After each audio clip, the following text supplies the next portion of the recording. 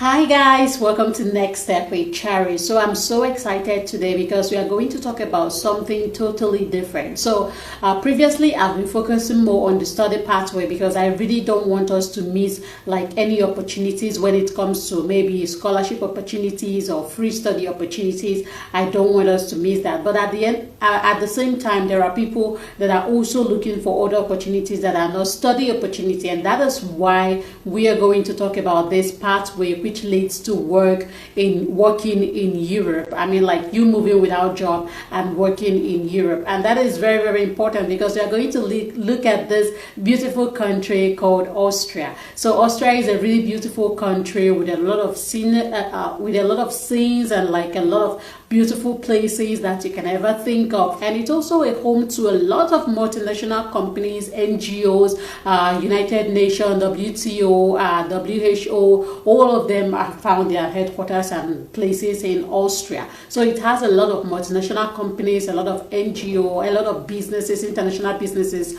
are also in Austria. Due to the shortage that is happening in most European countries, as we have seen previously, they have started to like develop new visa pathways that will make it easier for non-EUs to move into this country and look for jobs. So Austria is not left behind. They provided this job seeker visa last year. And the good part is that they actually provided two visa available. So one of them is for like highly skilled people, so like the job seeker visa, and then the other one is for highly skilled people to if you maybe get a job when you apply for this job seeker visa and you get a job, then you just apply for this red white work visa from your home country and you can move with that. So there are two, one without job offer, one you will need job offer. So guys, remember to click the like button please, because when you click the like button it helps to grow our channel. And also share this video with your friends that are looking to move to Europe without job offer, because they might benefit from this video. Thank you so much guys for your support and also for subscribing to my channel. I really appreciate. So without wasting much time, let us go straight to what we have.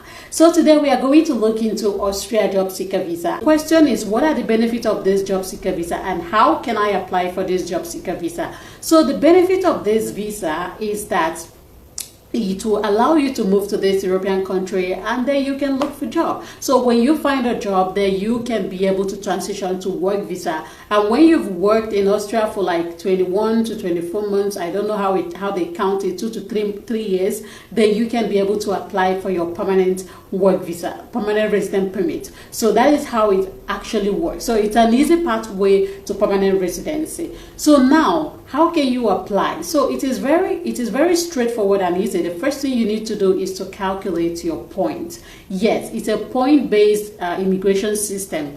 They are trying to turn it like Canada immigration system. So you need to calculate your points, and it's divided into 5, and we are going to see it. So you can see like the education part, you need to the education part carries its point, the work experience part carries its point, and then your age carries the point, the language carries the point, and then other things carries points. So I'm going to break it down so you understand. When it comes to education, if you did your bachelor's degree in maybe it's called MINT or something like that, that is mathematics, information, natural science and technology. So if your bachelor's degree falls under, for example, information and technology, computer science, engineering courses, if your bachelor's degree falls under this, you will get more points than someone that just have a normal degree in any other course. So you will get a higher point. I think you get 30 points or so. So when it comes to the work experience, then the work experience, if you have worked as a manager, if you've worked up to the manager level, executive level, then your point is higher than a normal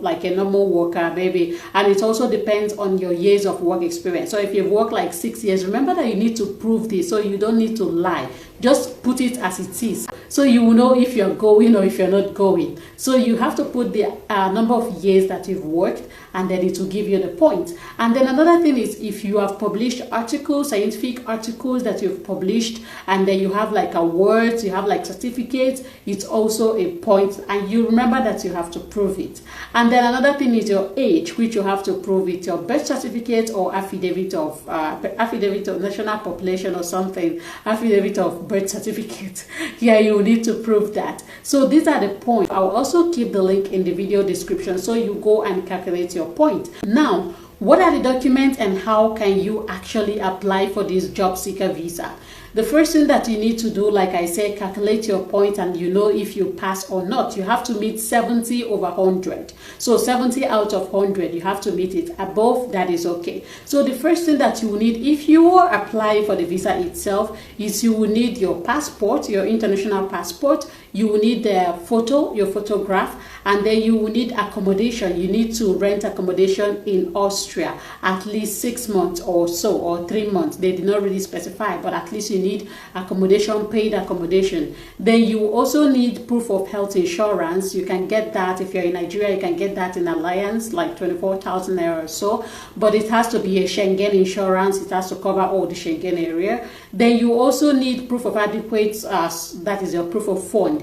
The proof of fund, you have to calculate it somewhere around 1,200 or so times 7. So it has to be around 7,000, 7,500, or 7,000, between 7,000 to 8,000 euros. That is what will be in your account. And you need to provide evidence of where you get the money, so your pay slip, your business license, your insurance, pension, evidence of retirement, any evidence that will show that it's your money and you have that income. So you can as well put it. They did not really specify if it has to be 6 months bank statement. It's just a normal bank statement that has the amount that they need. But don't put all the money immediately because it might be suspicious.